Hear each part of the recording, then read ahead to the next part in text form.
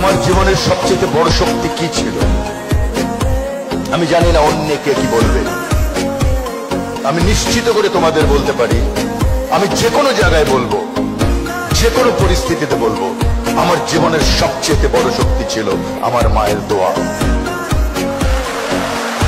তোমাদের কাছে আজকে এটা ইমোশনাল কথা মনে হতে পারে, কিন্তু জীবনে যখন আমার জায়গায় আসবে অথবা আমাদের জায়গায় আসবে, তখন দেখবে ওটা কি শক্তি। আমি দুটো গল্প বলবো আজকে এখানে, একটি আমার মায়ের গল্প আর একটি অন্য একটি মায়ের গল্প। আমার মা কোনো কিছু হলে আমি বলতাম, পায়ের নিচে শুয়ে বলতাম, আমার গায়ের উপর একটা পা রাখো তো, আর আমাকে একটা ফু দাও। তো আমার জীবন এখনো ফুয়ের মধ্যেই চলছে। আমি যখন ম্যাট্রিক পরীক্ষা দিই আগের রাতে, আমার অনেক জ্বর, অনেক জ্বর, 104 ডিগ্রি হবে। আমি সকালবেলা উঠে বললাম, মা আমি তো আর পরীক্ষা দিতে পারবো না। আমার মা আর 10টা মায়ের মতো খুব শিক্ষিত নন। আমার মা বললেন, এটা কি হয় নাকি রে বাবা, তুমি যদি এবার পরীক্ষা না দাও তুমি তো 1 বছর ফেল করে যাবে। আমি বললাম, আমার তো কোনো উপায় নেই, আমি তো চোখে কিছু দেখছি না। উনি অনেক দোয়া টোয়া করে আমাকে ফু দিলেন, দিয়ে হাত ধরে বললেন, চলো যাই।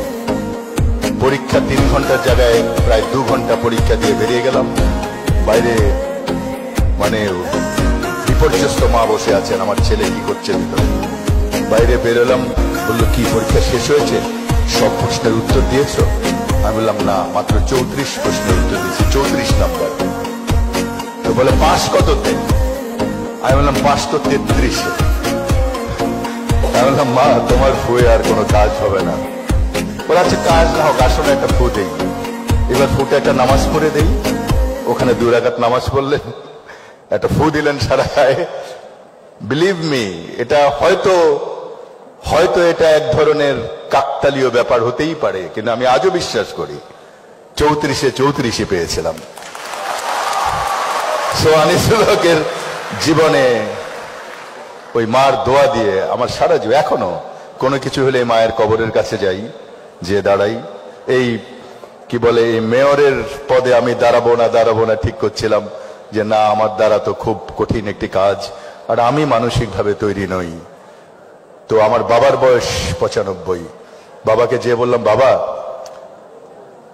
কি করব, মাননীয় প্রধানমন্ত্রী চান যে আমি মেয়র হই, একটি বড় উপহার একজন প্রধানমন্ত্রীর কাছ থেকে, কি করি আমি?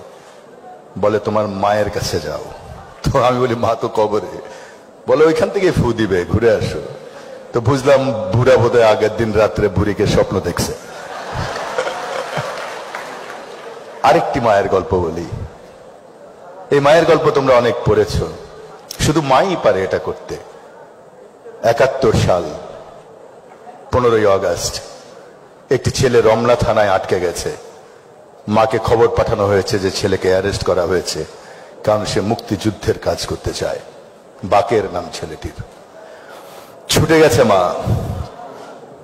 সন্ধ্যার সময় জড়িয়ে ধরতে পারে না, কারণ মাঝখান তো জেলের দেয়াল, জেলের রড সমস্ত থানার মধ্যে। ছেলেটা কাঁদতে কাঁদতে বলল, মা 3 দিন থেকে এখানে আছি, ভাত খেতে দেয়নি। মা আর কোনো কথা না বলে ছুটে গেছে। 3 ঘন্টা পরে এসছে ভাত নিয়ে, ছেলে নেই। সেই ছেলেকে আর পাওয়া যায়নি। মা মারা গেছে 15 বছর পর, 85 সেই একই দিনে।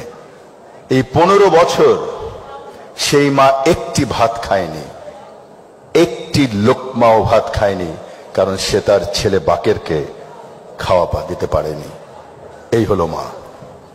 সুতরাং আমি তোমাদের বলি, এই বয়সে এসে, আমার বয়সে কিন্তু আমি বুঝতাম না যে মার বা বাবার দোয়া কত পরিশ্রম। ওদের একটা স্বপ্ন আছে তোমাকে নিয়ে, সেজন্যই